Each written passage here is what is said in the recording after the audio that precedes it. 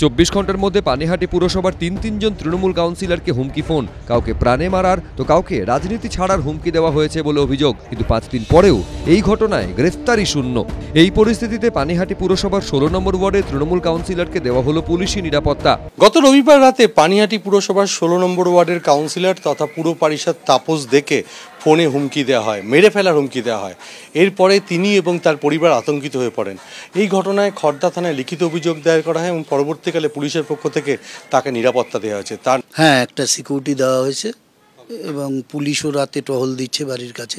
আমার মধ্যে কোনো আতঙ্কের ব্যাপার নেই। আমরা রাজনীতি করা ছেলে, গত 34 বছরের সিপিএমের রাজত্বে আমরা এরকম অনেক থ্রেড আমাদের জীবনে এসছে, ওটা নিয়ে বিচলিত না। কিন্তু ব্যাপারটা হচ্ছে পরিবারের কাছে তো একটা আতঙ্ক থাকবেই, তারা তো আর একবারে রাজনীতির সরাসরি মঞ্চে নেই আমাদের মতন।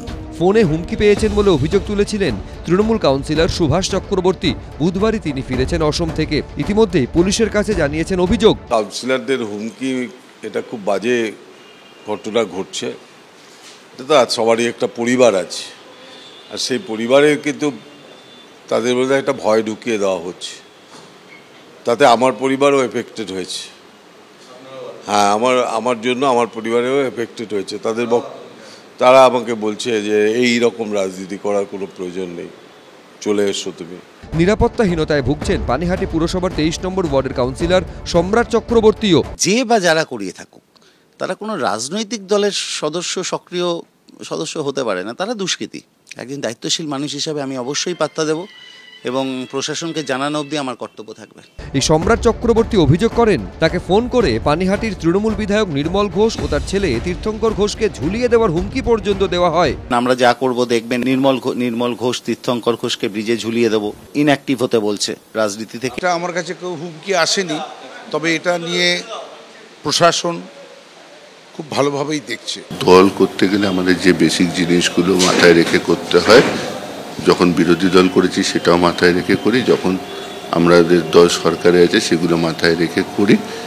আমরা দলকে যা জানিয়েছি, দলের সিদ্ধান্ত শিরোধার্য। এরই মাঝে ইঙ্গিতপূর্ণ পোস্ট করেছেন পানিহাটি পুরসভার 33 নম্বর ওয়ার্ডের তৃণমূল কাউন্সিলর। তিনি লিখেছেন, আজ বড্ড 2006 থেকে 2011 সালকে মনে পড়ছে। সেই সময় ভয় পাইনি, আজ বড্ড ভয় লাগছে। আমি কি তৃণমূল কংগ্রেস আর করতে পারবো? যদিও এ নিয়ে তার কোনো প্রতিক্রিয়া পাওয়া যায়নি। হুমকি ফোনের অভিযোগ নিয়ে পুলিশের বক্তব্য, একই নম্বর থেকে 3 জনকে ফোন করা হয়েছে। ব্যারাকপুর কমিশনারেটের সাইবার ক্রাইম বিভাগ বিষয়টি দেখছে, অভিযুক্তের খোঁজ চালানো হচ্ছে। সমীরণ পাল, এবিপি আনন্দ।